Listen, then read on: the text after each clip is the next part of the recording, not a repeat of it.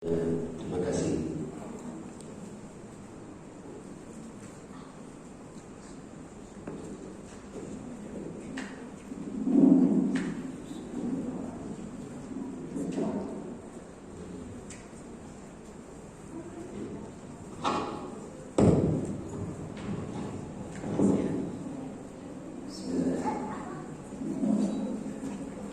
Assalamualaikum warahmatullahi wabarakatuh.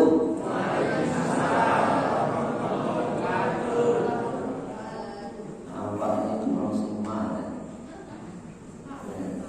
Kata orang Melayu, jalan-jalan ke kota Rengat, jangan lupa memberi pagi. Jawaban salamnya memang kurang semangat. Ustaz ulangi sekali lagi. Assalamualaikum warahmatullahi wabarakatuh.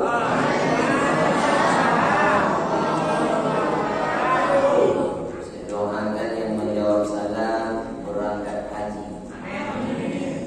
Yang tak jawab berangkat umrah. Alhamdulillahilladzi asra bi'abdihi lailan minal masjidil haram ilal masjidil aqsa. Ashhadu an la ilaha illallah wahdahu la syarika lah, wa ashhadu anna Muhammadan abduhu wa rasuluh sallallahu alaihi wasallam la nabiyya ba'dah. Subhanaka la ilma lana illa ma 'allamtana innaka antal alimul hakim. Rabbi shrah li sadri wa yassir li amri wahlul 'uqdatam min lisani yafqahu qawli. Yang saya hormati Bapak pengurus Masjid Al-Iman, bapak-bapak dan juga ibu-ibu, para orang tua kami, para tokoh masyarakat, alim ulama, jadi pandai, para ustaz, para imam yang kita muliakan, Bapak Ibu hadirin wal hadirat yang dimuliakan Allah Subhanahu wa taala. Mari kita bersyukur dengan alhamdulillahi rabbil alamin. Dengan izinnya pada malam hari ini kita sama-sama hadir meringankan langkah kaki, hadir di majlis yang mulia, di tempat yang mulia. Semoga kita senantiasa mendapatkan kemuliaan dari Allah Subhanahu wa taala. Bersalawat kepada Nabi Muhammad sallallahu alaihi wasallam. Allahumma shalli ala sayyidina Muhammad wa ala ali sayyidina Muhammad. Assalamu alayka ya Rasulullah. Assalamu alayka ya Habiballah. Mari sama-sama kita puji Allah terlebih dahulu. Mudah-mudahan Allah senantiasa mencurahkan rahmat dan kasih sayangnya kepada kita, diberikan kita keberkahan umur, diberikan keberkahan rezeki, sehingga kita bisa melaksanakan ibadah, terutama nanti di bulan suci Ramadan. Subhanallah walhamdulillah wa la ilaha illallah wallahu akbar wa la haula wa la quwwata illa billahil aliyyil azim. Subhanallah wa la ilaha illallah wallahu akbar wa la haula wa la quwwata illa billahil aliyyil azim. Mudah-mudahan Allah berkati umur kita, Allah berkati rezeki kita. Mudah-mudahan kita bisa melaksanakan ibadah puasa Ramadan. Mudah-mudahan bisa melaksanakan ibadah haji. Mudah-mudahan lunas hutang-hutang kita.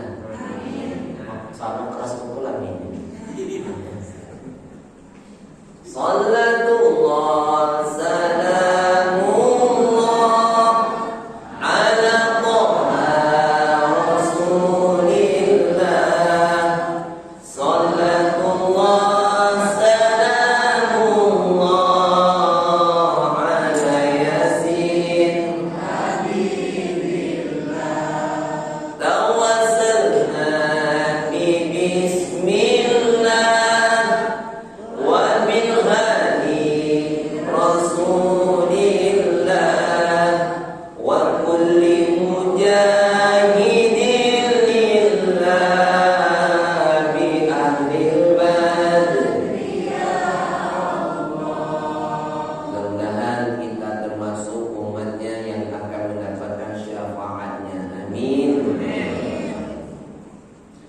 Bapak Ibu orang tua kami yang dimuliakan Allah Subhanahu wa taala.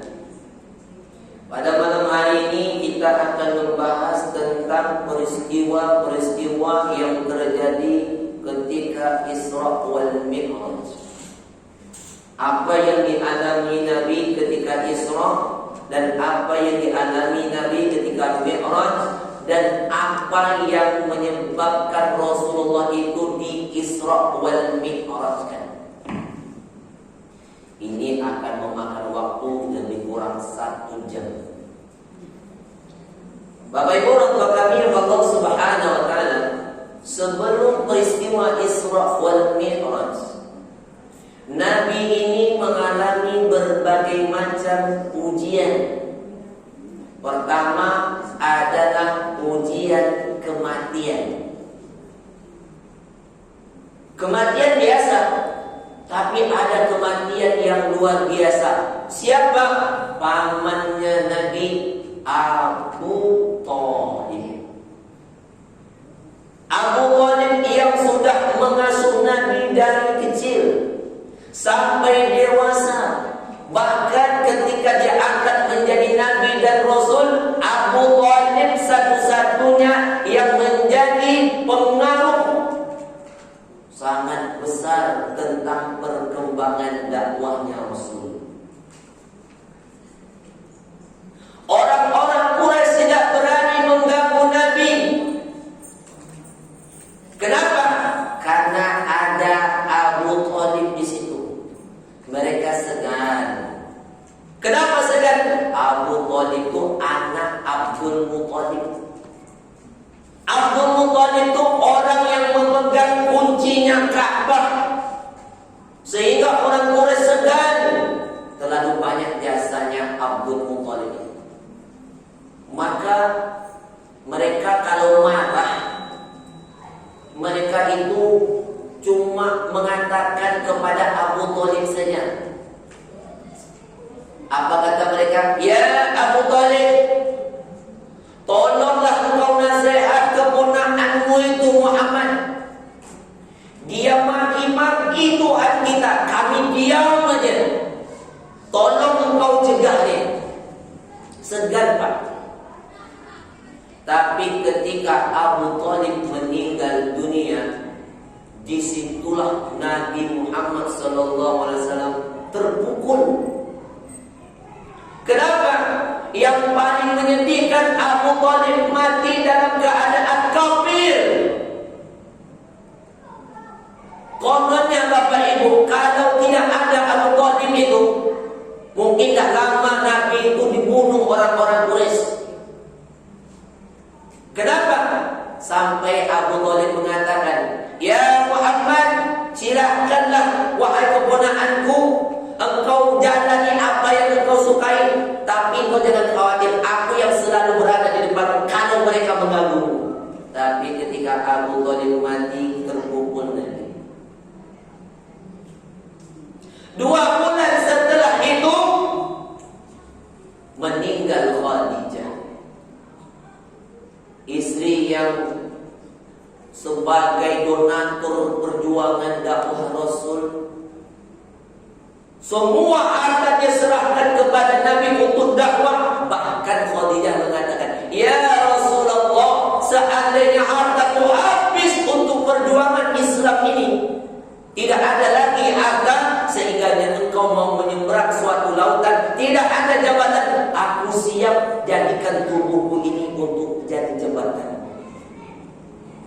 Maka ketika Khadijah meninggal, malaikat datang membawa kain kafan dari surga. Allahu Akbar. Dua-dua tempat bergantung patah, sehingga orang Quraisy dengan semena-mena ada yang menaburkan tanah debu di atas kepalanya Rasulullah. Begitulah mereka marah dengan Nabi. Akhirnya Nabi coba untuk cari lokasi baru.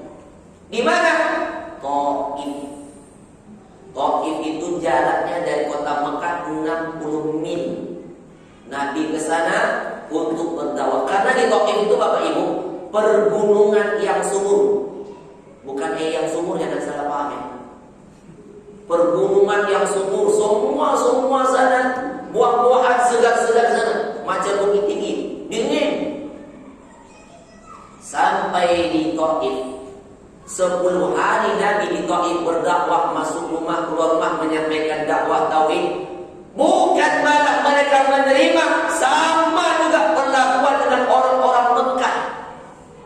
Bahkan ada juga yang mengatakan begini, "Ya Muhammad, mengapa engkau yang diutus menjadi nabi, menjadi rasul? Kenapa tidak orang yang sehebat Abu Lahab, Abu Jahal, Abu Sufyan itu? Kenapa engkau yang diutus?" Artinya mereka menolak dakwah Nabi. Bahkan mereka melempari Nabi dengan batu, dengan kotoran, dengan sampah sejauh 3 mil dari Taif. Di situ Nabi sedih Bapak. Di balik bukit itu Nabi termenung dengan penuh kesedihan. Tiba-tiba datang malaikat Jibril. "Ya Muhammad, engkau tinggal tunjuk aja. Tuh, gunung yang besar itu, tunjuk. Akan kucabut gunung itu, akan kulempar kepada penduduk Taif yang telah menghinamu." Apa jawaban Nabi? "Ya Jibril, jangan." Mereka melakukan itu karena mereka tidak tahu Jibril. Jangan. Itulah Rasulullah. Beda dengan awak. Kalau kita dihina orang, dimaki orang, dilempar dengan batu sampai berdarah, tiba-tiba datang Jibril memberikan pertolongan. "Ya Sufyan, engkau tunjuk aja itu gunung, aku cabut, aku lemparkan kepada orang Taif itu." Saya jawab, "Lanjutkan Jibril." Itu kita. Tapi kalau Rasulullah itu sudah sampai abadihi, hamba Allah. Coba. Akhirnya Bapak Ibu, Allah mengutus utusan. Walaupun yang tidak mau menerima dakwah Nabi dari golongan manusia, tapi Allah utus utusan bukan dari golongan manusia, bukan dari golongan malaikat, tapi golongan jin. Ketika Nabi membacakan Al-Quran, ada jin yang mendengarkan bacaan Nabi lalu beriman dan pulang ke Yaman dan mendakwahkan tauhid. 70.000 jin yang ada di Yaman masuk Islam. Maka jin itu sama juga dengan kita Bapak Ibu. Jin itu berakal, dia juga beribadah. "Wa ma khalaqtul jinna wal insan illa liya'budun." Ketika Nabi sudah merasakan aman, pulang ke Mekah. Waktu di Mekah, menurut riwayat Nabi itu tidur di rumah Ummu Hanif. Malam itu juga Jibril turun, langsung membelah dadanya Rasul, dibersihkan dengan air Zam-Zam, diisikan keimanan dan hikmah. Di situ, inilah Bapak Ibu pembelahan dada Rasul yang kedua kalinya. Pertama, sewaktu Nabi diasuh Halimah Sa'diyah. Yang kedua, sebelum Isra wal Mi'raj. Ketika dada Nabi sudah dibelah, dibersihkan dengan air Zam-Zam, lalu dimasukkan lagi, Allah telah menyiapkan kendaraan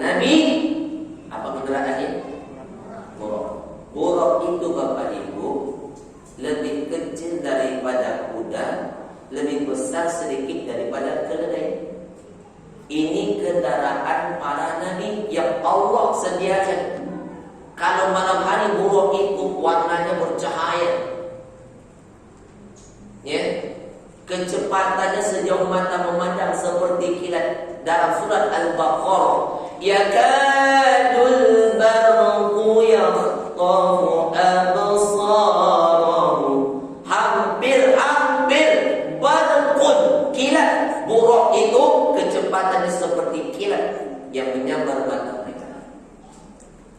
Nah, di situ Nabi mulai diisrakan perjalanan. Subhanalladzi asra bi'abdihi lailan minal masjidil haram ilal masjidil aqsa.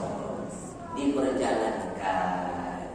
Jadi Bapak Ibu, kalau kita ada masalah yang susah untuk kita selesaikan, tak ada jalan keluar, solusinya apa Ustaz? Salah satunya pergi jalan-jalan, refreshing. Nabi Allah jalankan, Allah perjalankan.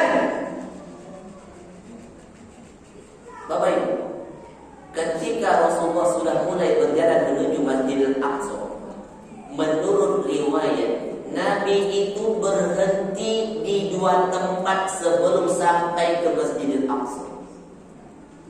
Kemana? Pertama, Baitul Lahmi, tempat lahirnya Isa bin Maryam. Yang kedua, Nabi berhenti di Bukit Tursina. Inilah Bapak Ibu tempat-tempat para nabi dan rasul Allah utus di 4 kota. 4 kota ini, selain kota ini kan di dalam surah Al-Quran kita sering membacakan ayatnya wattini wazzaitun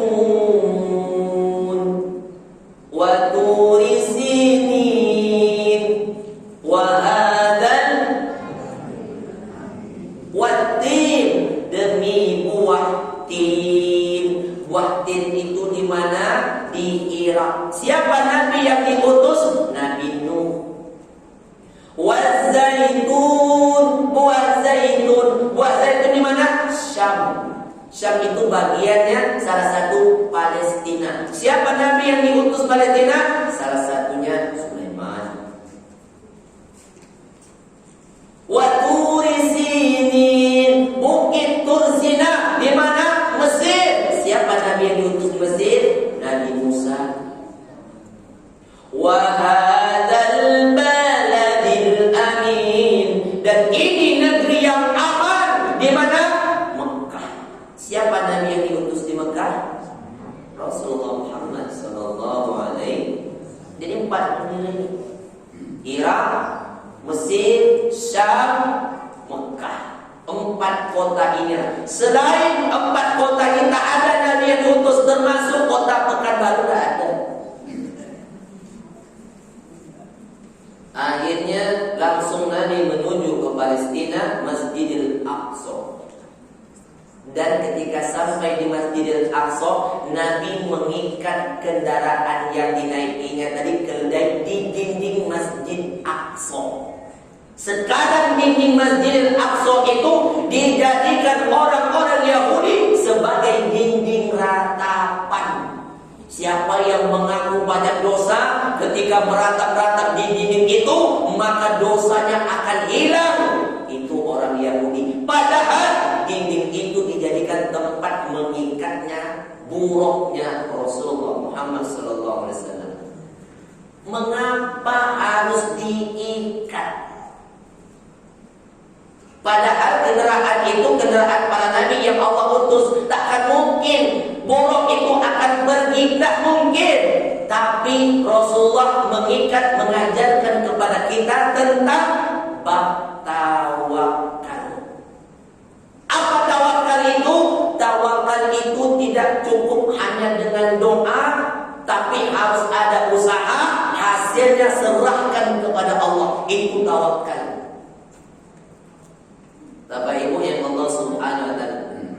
Tawakal.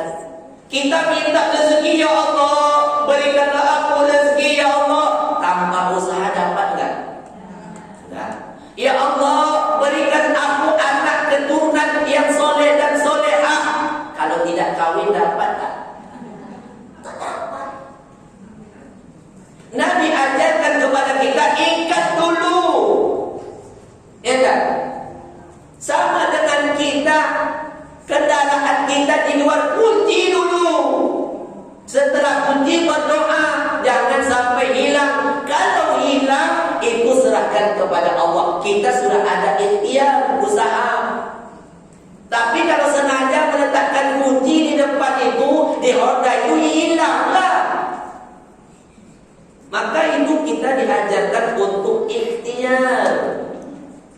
Maka Bapak Ibu, tawakal ini contohlah seperti burung.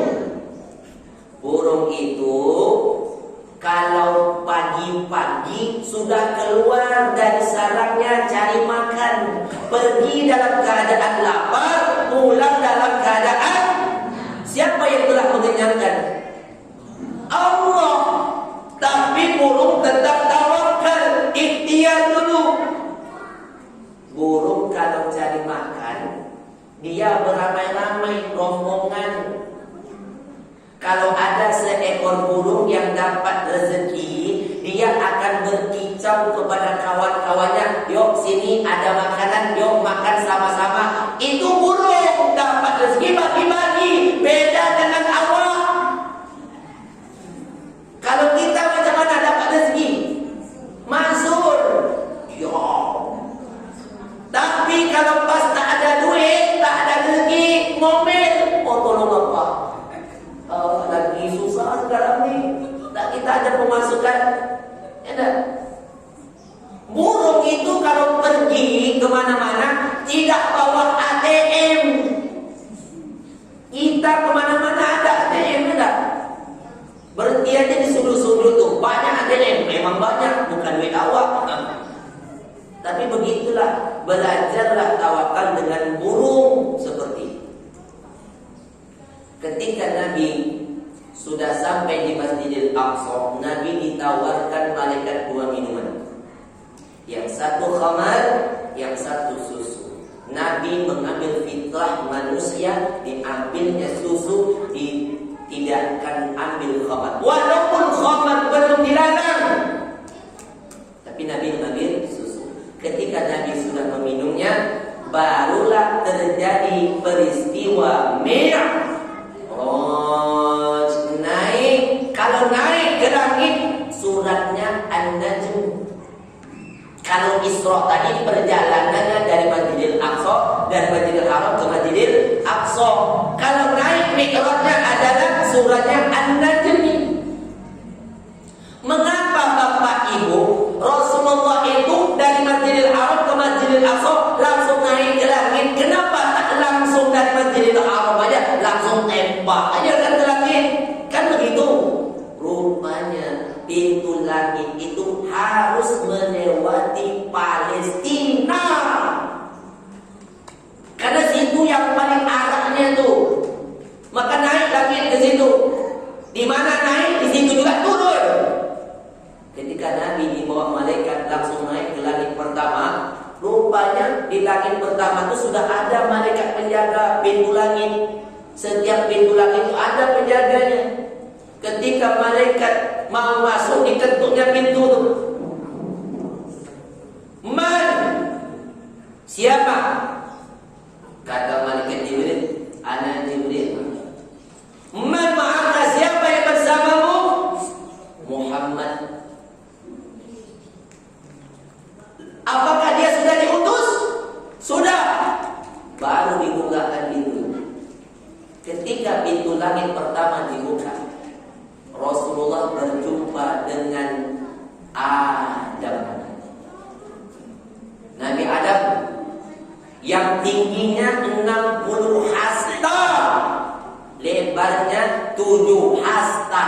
Berapa Bapak Ibu? 60 hasta itu berapa meter? 1 hasta setengah meter. Kalau 60 60 hasta, 30 meter tingginya, lebarnya 7 hasta, 3,5. Wah, tingginya. Mengapa kita yang pendek-pendek? Yang pendek-pendek jangan berkecil hati. Nanti besok sama kita semua. Di situ malaikat memberitahukan kepada Rasul, ya Muhammad, salim ala abi, ucapkan salam kepada bapakmu. Assalamu alayka ya Adam. Dijawab oleh Nabi Adam, wa alaikumussalam. Marhaban bin nabiyyin salih, marhaban wa man salih. Selamat datang para nabi yang saleh, selamat datang anakku yang saleh. Di situ Nabi Adam menangis. Dia melihat sebelah kiri Rasulullah itu ada ruh-ruh anak cucunya yang masuk neraka. Dan dia melihat sebelah kanan ada juga ruh-ruh anak cucunya yang masuk surga. Tersenyum dia. Artinya tidak semua orang akan ke surga dan tidak semua ke neraka. Terus naik ke langit kedua, berjumpa dengan Isa bin Maryam dan Yahya bin Zakaria. Tetap mengucapkan salam. Naik lagi ke langit ketiga, berjumpa dengan Nabi Yusuf alaihi salam. Dan Nabi Yusuf ini adalah Nabi yang ganteng, Nabi yang tampan, yang mewarisi setengah kegantengan Nabi Adam. Di situ Nabi mengatakan, jangan hina wajah, jangan cela wajah, jangan pukul wajah. Kadang-kadang kita suka menghina wajah orang, ya kan? Kadang-kadang orang kalau marah pukul wajah. Jangan. Kenapa?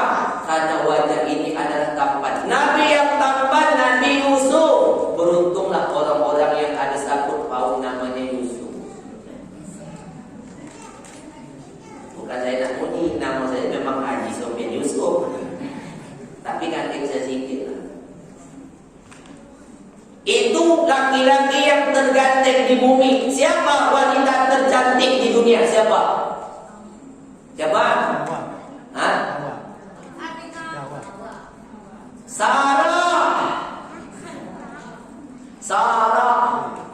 Sarah itu mewakili setengah kecantikan Hawa, istri Nabi Ibrahim.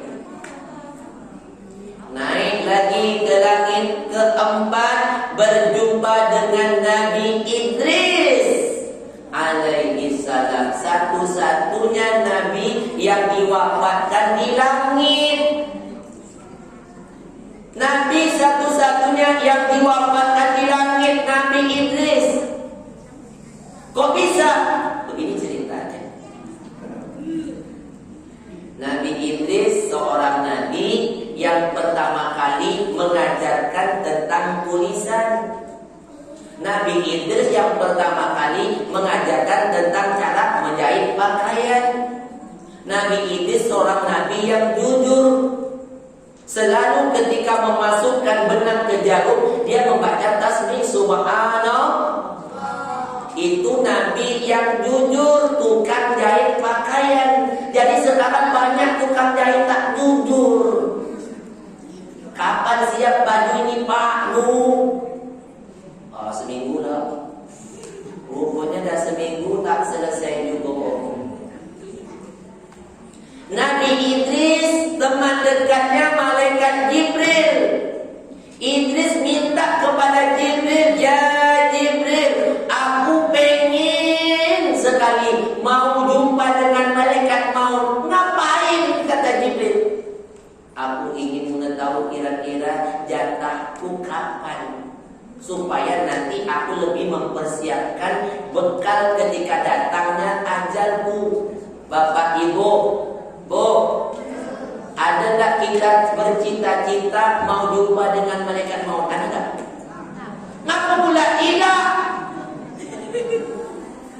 Mau tak mau?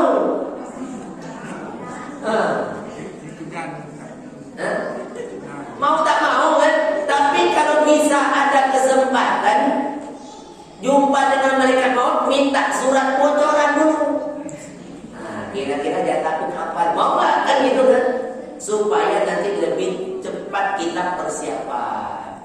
Akhirnya Jibril bawa Nabi Idris naik langit keempat. Sampai di langit keempat betul jumpa dengan malaikat maut di langit keempat, lampu merah.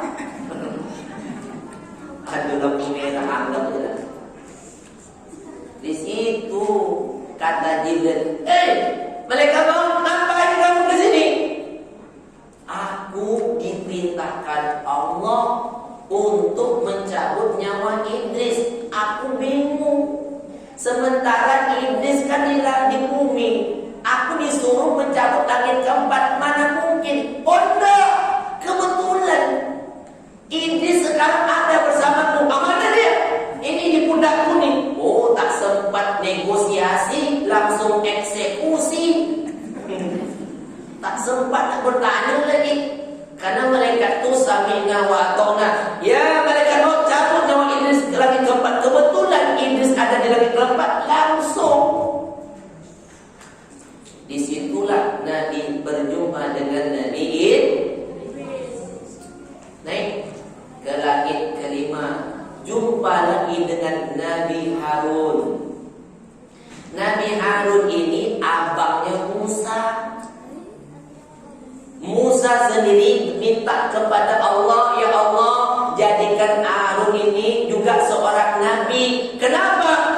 Harun ini bacaannya fasih, lisan sebutnya fasih. Beda dengan Musa. Musa ini kalau ngomong pelat. Bahasa apa? Kapelo, cadel. Kenapa Musa itu cadel? Begini ceritanya. Memang harus gitu kita kan. Nabi Musa, Bapak Ibu, ketika diasuh Asia. Siapa Asia itu? Imro'atu Fir'aun, istrinya Fir'aun. Dia yang merawat Musa waktu bayi. Fir'aun ini, Bapak Ibu, walaupun dia kejam, setidaknya ada juga unsur kasihan tengok bayi. Tengok Musa masih bayi. Ditimbanglah, nangin. Sekali Musa tarik jenggot, terbantinglah Fir'aun. Kok bisa? Nabi Musa itu bayi, tenaganya sama dengan orang dewasa. Mengamuk-ngamuk Fir'aun. Inilah dia bayi yang akan meruntuhkan kekuasaanku. Diambilnya pedang mau ditebas. Datang Asia. Ngapain kamu bunuh bayi ini? Kan bayi ini tak ada salah. Engkau tak tahu Asia. Tadi aku dicungkil baliknya bayi ini.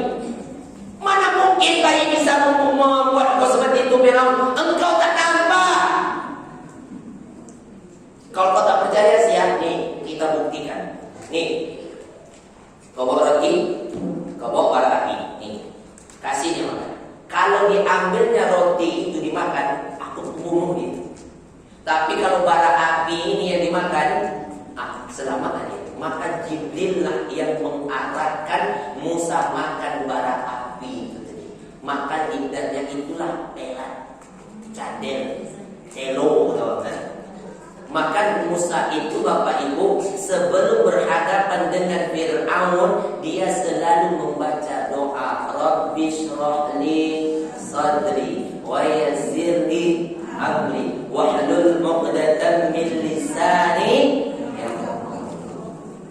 Ini penting bagi kita yang tukang MC, yang tukang protokol, yang tukang ceramah, jangan tinggalkan ayat ini. Kenapa? Supaya penyampaiannya itu fasih, supaya yang disampaikan itu jelas. Bagi orang yang tidak membaca doa ini, ditambah lagi tidak menguasai materi, grogi di depan umum, hilang bahan, hilang konsentrasi, apalagi yang mau disampaikan, mungkin ujung-ujungnya amma ba'du. Tapi Harun ini fasih. Naik langit ke-6 bertemu dengan Nabi Musa. Di situ Musa cemburu.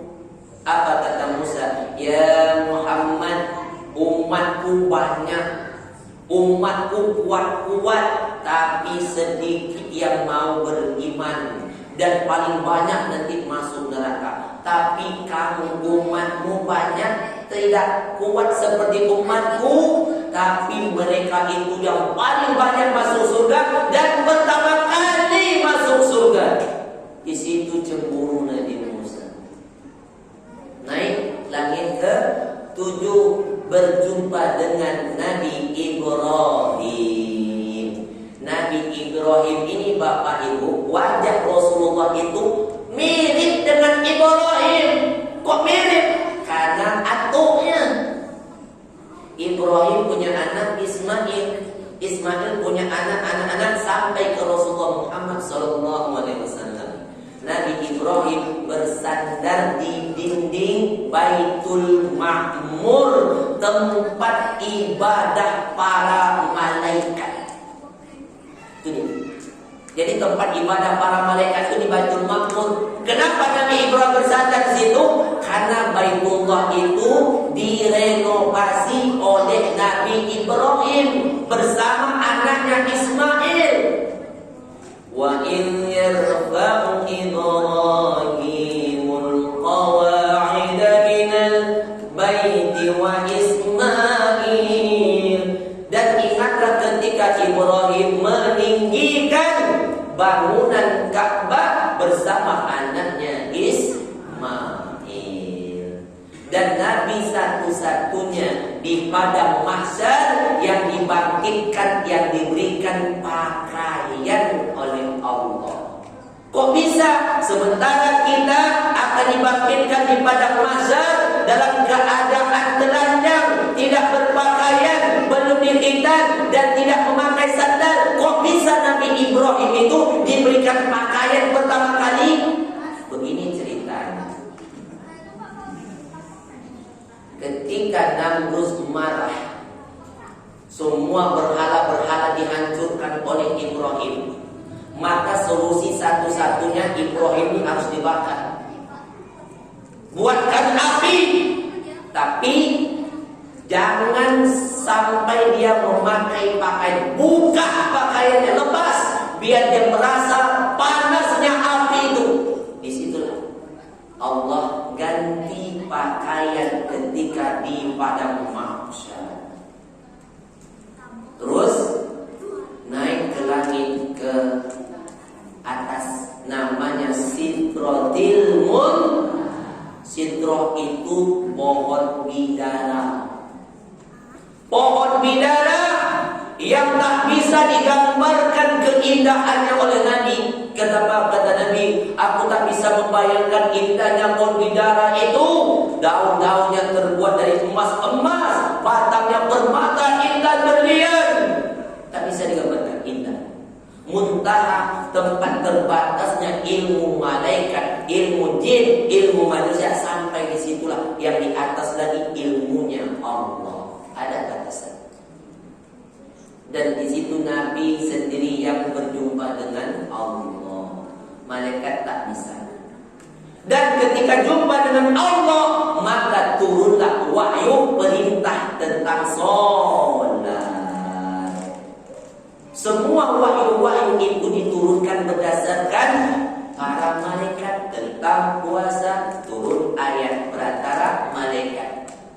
Tentang zakat, tentang haji turun perantara malaikat. Tapi kalau sholat langsung dari Allah. Jadi hanya 3 nabi yang bisa berbicara kepada Allah. Nabi Adam, Nabi Musa, Nabi Muhammad sallallahu alaihi wasallam.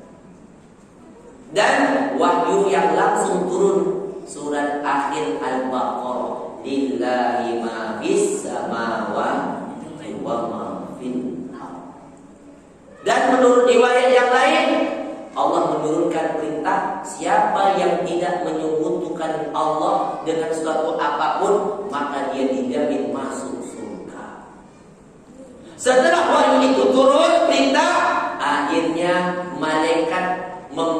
Nabi jalan-jalan lagi kemana? Melihat tanda kebesaran Allah. Kemana? Melihat surga dan neraka. Ada surga yang baunya harum sehingga Nabi Muhammad bertanya, "Ya Jibril, ini wangi apa ini Jibril?" Itulah wangian kuburan Masito. Siapa Masito itu? Tukang sisirnya anak Fir'aun. Ketika sedang menyisir, jatuh.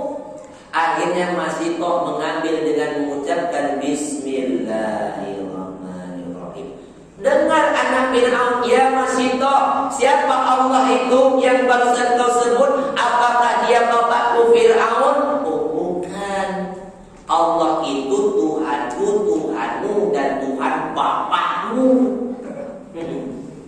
Dilaporkannya Pak kepada Fir'aun. Fir'aun panggil Masito, "Betul yang disampaikan anakku kepadamu itu, bahwasanya ada Tuhan selain aku?" "Iya." "Engkau tahu kan apa risikonya?" "Tahu." "Mau engkau dibakar, mau engkau digoreng, silakan." Akhirnya dimasakkan minyak sampai mendidih, lalu digoreng Masito. Bau gosongnya Masito dibalas dengan harumnya bau surganya Allah. Terus Nabi mendengar bunyi sandalnya Bilal di surga. Ditanya oleh Nabi kepada malaikat, "Ya Jibril, itu bunyi apa itu Jibril?" "Itulah bunyi telapak kaki sendalnya Bilal." "Kok bisa?" Akhirnya ketika turun Nabi tanya, "Ya Bilal, ketika aku di surga, aku mendengar bunyi telapak sendalmu Bilal. Ada apa Bilal?" Kata Bilal, "Wallahi ya Rasulullah, demi Allah aku tidak melakukan apapun kecuali aku selalu memperbaharui wudu. Batal wudu, wudu lagi solat 2 rakaat. Batal wudu, wudu lagi solat 2 rakaat, solat sunat wudu." Coba bayangkan Bapak Ibu, sendal Bilal itu mungkin lebih murah daripada sendal kita. Tapi kok bisa sendalnya sudah sampai di surga? Kok bisa berbunyi? Sendal kita mahal tapi tak berbunyi. Mungkin kalau sendal berbunyi itu Pak, yang untuk sendal wudu yang terbuat dari kayu itu biasanya. Tengkali kelepak bukan berbunyi itu. Sendalnya lebih murah daripada sendal kita, tapi sendal Bilal sudah sampai di surga. Kalau surga sudah sampai sendalnya, orangnya pasti akan nyusul. Bagaimana dengan sendal awal? Lebih mahal pula sendal daripada mukena. Lebih mahal pula sendal daripada peci, kan? Ya enggak? Sampai di masjid sendal baru beli hilang, mengamuk-ngamuk. Jamulah maling sendalnya yang awak baru beli sendal itu. Pak, Bu, bersyukur sendal kita kalau memang hilang. Kenapa? Kok bisa Ustaz? Bisa jadi sendal yang sudah kita bawa ke masjid hilang itu, dia akan menyusul ke surga. Iya kan? Beruntung sendal itu pernah sampai di masjid. Ini tidak sendal mahal di rumah, tak pernah sampai ke masjid, termasuk orangnya. Wah, ini perlu apa sedikit lah kan? Ini bukan marah, saya ini memang macam ini, orang Melayu cakap macam itu. Ya, itu Bapak Ibu yang dimakan Allah Subhanahu wa Ta'ala. Nabi lewat lagi melihat neraka. Nabi lihat ada orang mencakar-cakar wajah dengan kuku terbuat dari besi. Apa itu Jibril?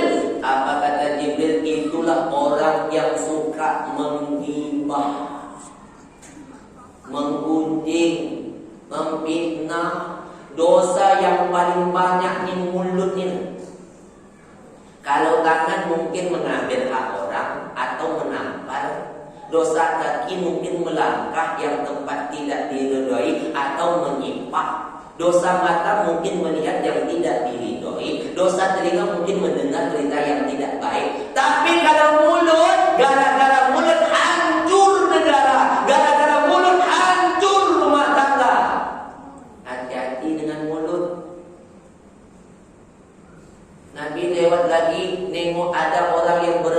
berlarut darah sampai di tepian, diambil bara api masuk ke mulut. Apa itu Jibril?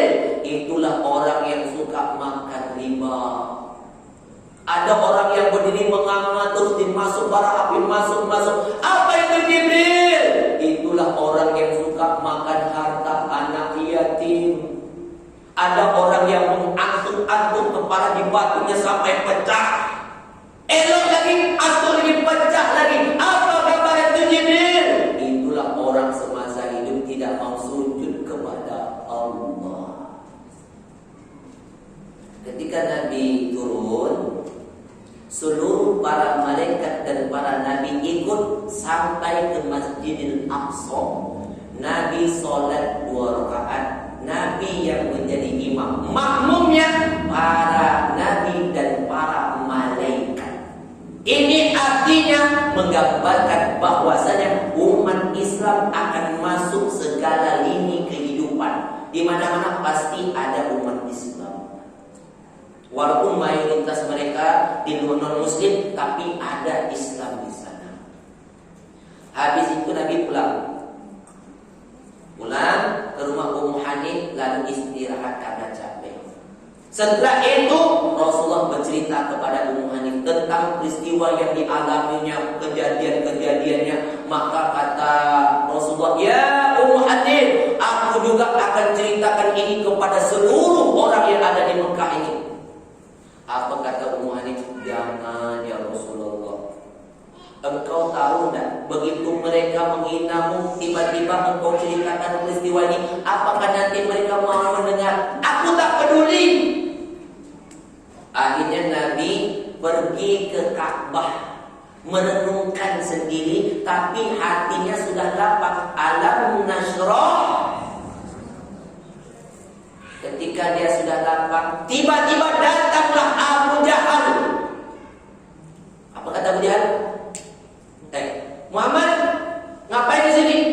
Macam ada mau disampaikan nampaknya. Oh iya, aku tadi malam mengalami ini itu. Oh, akhirnya Abu Jahal menawarkan, oh kalau begini harus disampaikan ini dengan orang-orang yang mau. Boleh. Ini tawaran tapi untuk mencemeh. Ketika dikumpulkan seluruh orang Mekah itu, berkumpul, ya Muhammad, silakan engkau sampaikan apa yang telah kau ceritakan. Akhirnya Nabi sampaikan, Pak, saya tadi malam begini sampai sini ini. Akhirnya Nabi diketawain orang semuanya, Bapak. Ada yang sampai memukul-mukul kepadanya. Muhammad, nampaknya otakmu udah stres. Engkau ini dah gila. Masa perjalanan dari Mekah ke Yaman itu yang bisa ditempuh 1 bulan, engkau tempuh dalam 1 malam. Gila ini kau Muhammad. Akhirnya Pak, orang-orang yang baru masuk Islam murtad. Kenapa? Akidahnya belum kuat. Ditambah lagi cerita yang seperti ini dikompori lagi mereka. Kalian tahu gak itu yang kalian mau ikut? Ya enggak? Masuk akal atau tidak? Perjalanan 1 malam, harusnya 1 bulan. Itu yang mau kalian jadi panutan? Kalian pun sama bodoh gilanya. Akhir murtad, Pak. Banyak yang murtad. Maka di situ mereka, Aina Abu Bakar, Aina Abu Bakar. Biasanya Abu Bakar itu ada bersama Muhammad. Mana dia? Dicari, Pak. Ketemu Abu Bakar. Ya Abu Bakar, engkau dengar tak berita hari ini? Heboh. Kenapa? Kata Abu Bakar. Muhammad dia bercerita ini itu perkara yang aneh.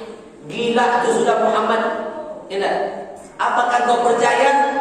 Kata Abu Bakar. Wallahi demi Allah, apapun peristiwa yang dialami Muhammad Rasulullah, akulah orang yang pertama kali yang membenarkannya. Maka Abu Bakar itu dapat gelar Siddiq.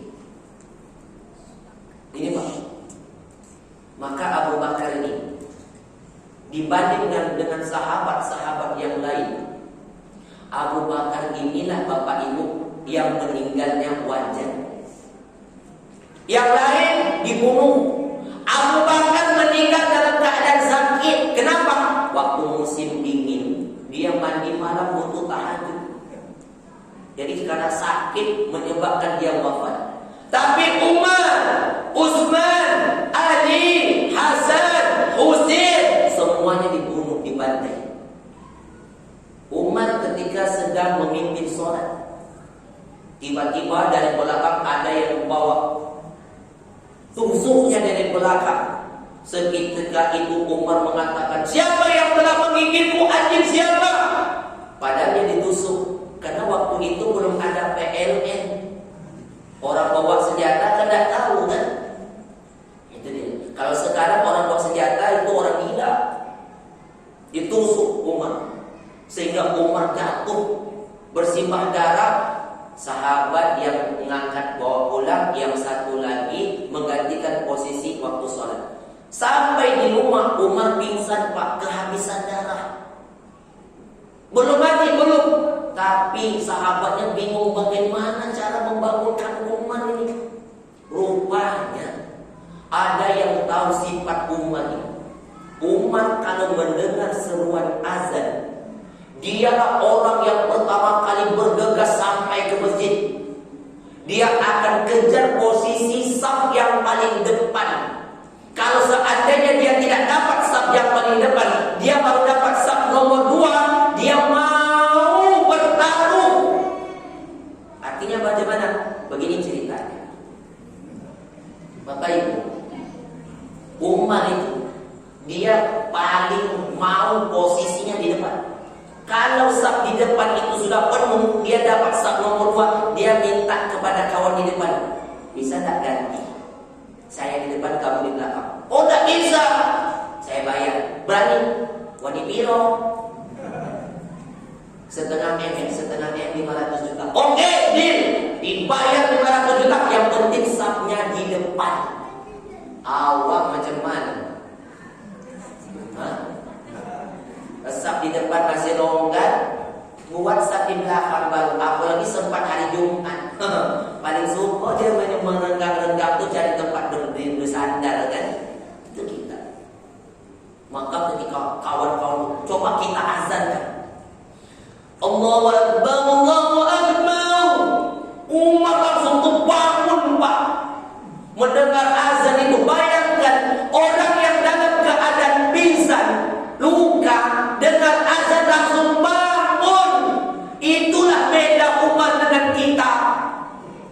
Kita dengan azan makin pingsan. Buat pura-pura tak dengar. Yang azan, azan lah. Yang qomat, qomat lah. Yang sholat. Saya pernah dulu waktu masih kuliah dulu, tinggalnya di pagi-pagi itu biasa kan azan. As-salatu khairun minan naum. Pagi-pagi waktu saya lewat, ada ibu-ibu bertanya, Pak Ustadz sini sebentar, ada apa Bu? Subuh tadi, Masya Allah, merinding saya dengar azan suara Pak Ustadz itu luar biasa. Sampai-sampai saya tertidur asik dengannya. Astagfirullah.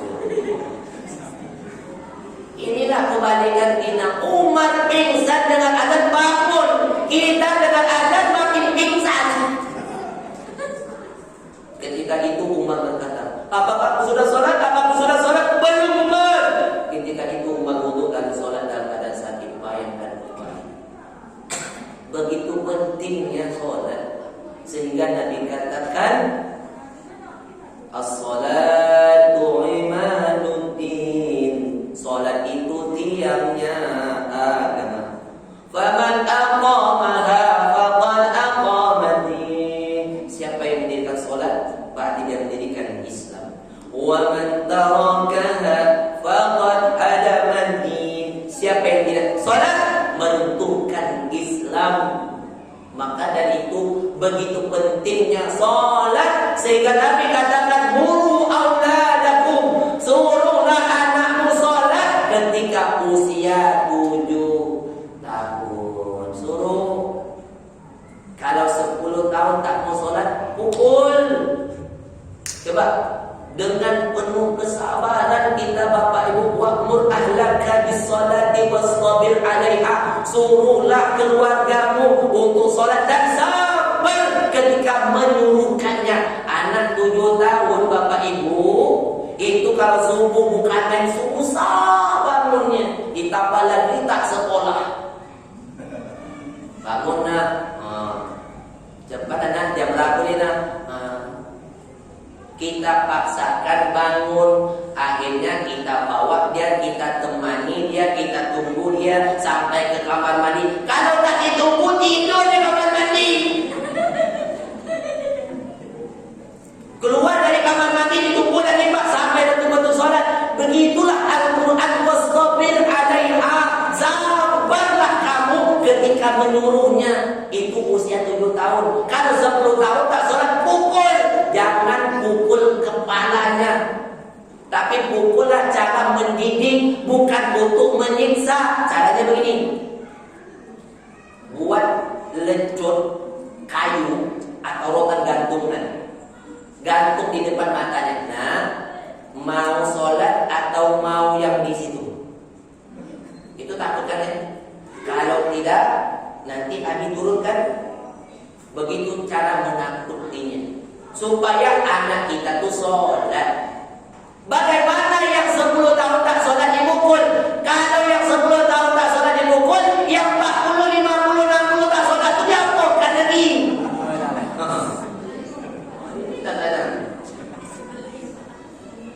Walaupun hidup 1000 tahun, kalau tak apa guna? Sampai 1000 tahun pun kau hidup tak sholat, tak ada gunanya. Harta banyak, tak sholat, tak ada guna. Jabatan tinggi dihormati, orang ganteng, orang tampan, orang cantik, tapi tak sholat, tak ada gunanya. Ibu-ibu kalau ada barang yang di rumah yang tidak berguna, biasa diapakan? Suami tak sholat, istri tak sholat, anak tak sholat, tak ada gunanya. Cobalah, berani tak buang suami tak sholat? Bangunkan suami, bang, itu azan bang.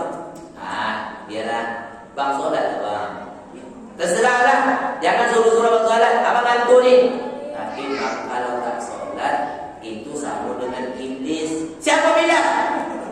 Al-Quran surat Al-Baqarah ayat 34. Fa'il qulna lil malaikati isjudu li Adam fasajadu illa iblis. Engkau jangan nak ceramah-ceramah aku ya.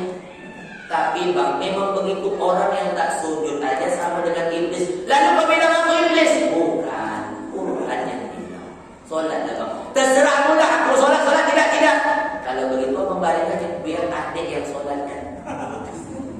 Usolli ala hatal mayyiti arba'at takbirati fardu kifayati lillahi Allah. Aku belum mati lagi. Lebih baik mati bang, tak ada gunanya hidup kalau tak sholat. Berani lu. Tapi yang saya masuk bukan sini. Tak jauh bedanya. Bapak Ibu orang tua kami Allah Subhanahu wa taala. Terakhir, kisah peristiwa Isra dan Mi'raj begitu pentingnya tentang sholat. Saya akan tidak bahas tentang sholat, tapi akan saya bahas sumber diterimanya sholat itu apa? Wudhu. Apabila wudhunya sempurna, maka sholatnya sah. Apabila seujung kuku wudhunya tidak basah, sholatnya batal. Begitu pentingnya. Apalagi rukun wudhu. Rukun wudhu ada 4. Ada rukun, ada sunat.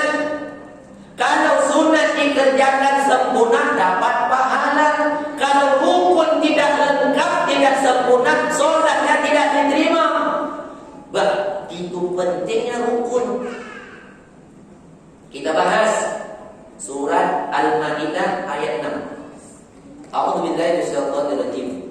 Ya ayyuhalladzina amanu idza kuntum ilas shalah faghsilu wujuhakum wa aydiyakum ilal marafiq wamsahu bi ru'usikum wa arjulakum ilal ka'bain. 4 rukun wudu. Saya bacakan. Wahai orang-orang yang beriman, apabila ada perintah salat, kerjakan wudu. Bagaimana caranya? Yang pertama, faghsilu wujuhakum. Basuhlah mukamu. Itu pertama.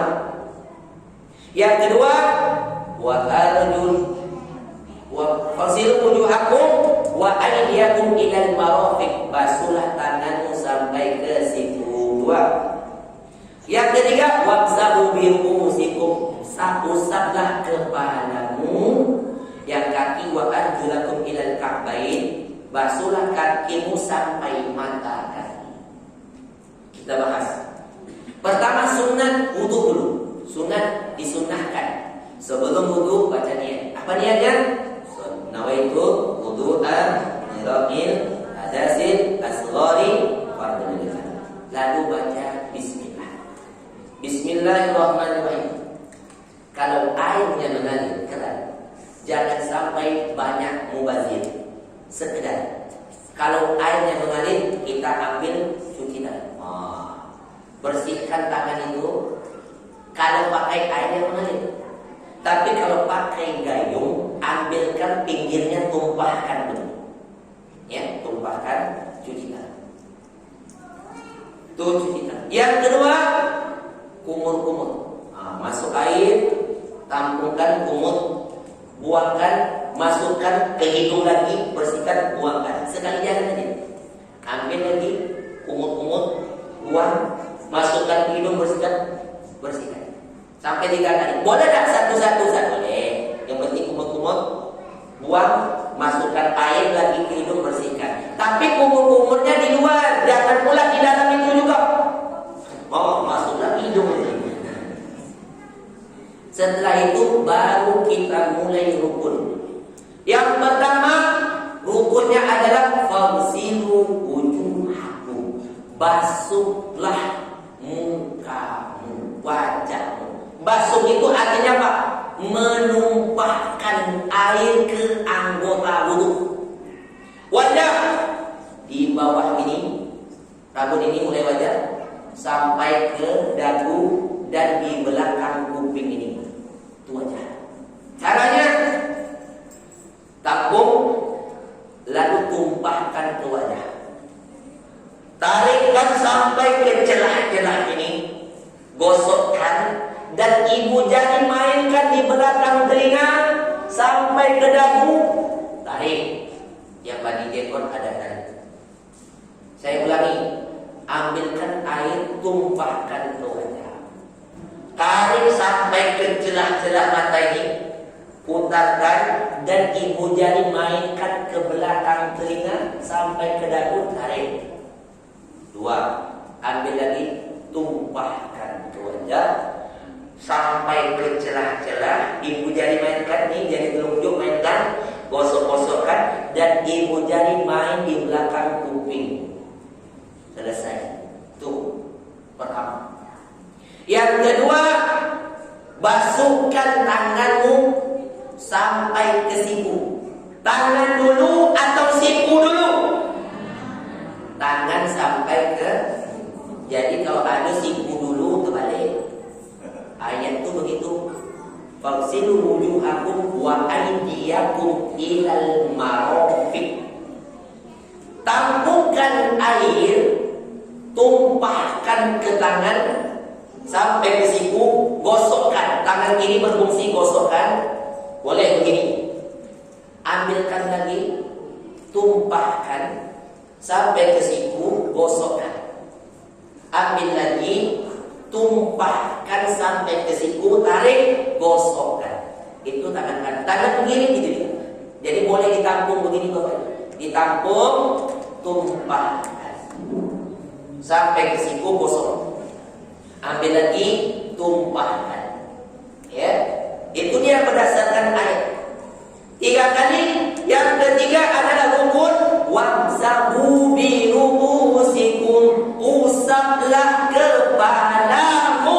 Beda dengan basuh. Kalau basuh menumpahkan ke anggota wudu, tapi kalau wamsahu artinya usap kepala. Caranya, mohon izin, ketika kita ambil air, tumpahkan dulu, baru kita usap ke kepala kita. Sampai ke belakang boleh, ditarik lagi sampai ke depan boleh langsung ke telinga. Telinga ini tak masuk rukun, karena ini sunnah. Kalau kepala tadi adalah rukun, berarti telinga ini masuk bagian itu. Ambil air untuk kepala, tumpahkan dulu, baru diusap.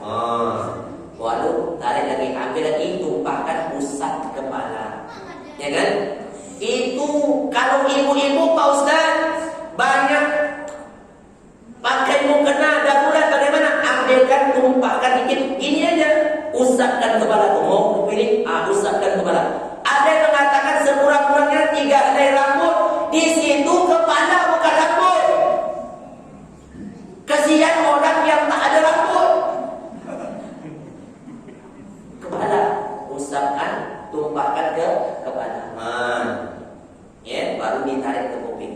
Dah. Yang keempat adalah wa arjulakum ilal ka'bain, basuhlah kakimu. Kalau kaki sampai mata kaki. Ketika kita basuh kaki, mohon izin Bapak Ibu, saya praktekkan. Kalau nanti Bapak Ibu mau praktekkan, alhamdulillah, kalau tidak pun tidak masalah. Jadi ketika kita izin ya, membasuh kaki, itu tangan kita dengan ibu jari itu picit-picitkan dulu. Dengan air yang mengalir, becek-becek-becekkan, dan jari-jari itu masuk ke celah-celah sampai kita tarik naik ke atas mata kaki. Basuh lagi, tapi nanti dipicit-picitkan, masukkan jari-jari kita. Kalau muat jari kelingking lah, kecil kan. Kalau ibu jari muat tak masalah. Yang penting usapkan. Ya, baru tarik dari bawah, tarik ke atas sampai 3 kali. Maka jangan sampai ada yang begini, ada pula yang menyiram. Seujung kuku anggota wudhu tidak kena, maka tidak sah wudhu, sholat batal. Berapa banyak kita sholat, apakah sudah sampai sempurna seperti itu? Wallahu a'lam. Dan terakhir, sunat wudhu adalah berdoa. Berdoa hadap ke kiblat. Asyhadu an la ilaha illallah wahdahu la syarika lah, wa asyhadu anna Muhammadan abduhu wa rasuluh. Allahumma ij'alni minat tawabin wa ij'alni minal mutatahhirin. Ini kadang berdoa berjalan pula, sambil jalan dan berdoa, itu kurang etika. Maka dari itu Bapak Ibu, mudah-mudahan peristiwa Isra wal Mi'raj ini mengajarkan kita untuk bagaimana cara ketika azan dikumandangkan. Apakah kita masih tetap pingsan? Atau sebaliknya, kita ketika azan dikumandangkan, orang yang ingin sukses, ingin sejahtera, ingin dimudahkan segala urusan, dimurahkan rezekinya, ketika azan dikumandangkan, hayya 'alas shalah, hayya 'alal falah, siap, sami'na wa ata'na. Itulah kunci dari peristiwa Isra dan Mi'raj dan tata cara berwudu.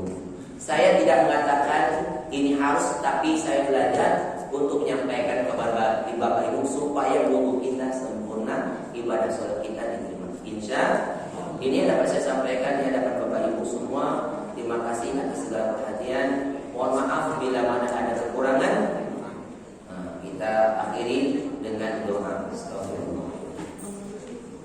Na'udzubillahi samil alim min syaitanir rajim. Bismillahirrahmanirrahim. Alhamdulillahi rabbil alamin. Allahumma shalli ala sayyidina Muhammad wa ala ali sayyidina Muhammad ya arhamar rahimin.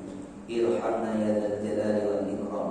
Rabbana zalamna anfusana wa lam taghfir lana wa tarhamna lanakunanna minal khasirin. La ilaha illa anta subhanaka inna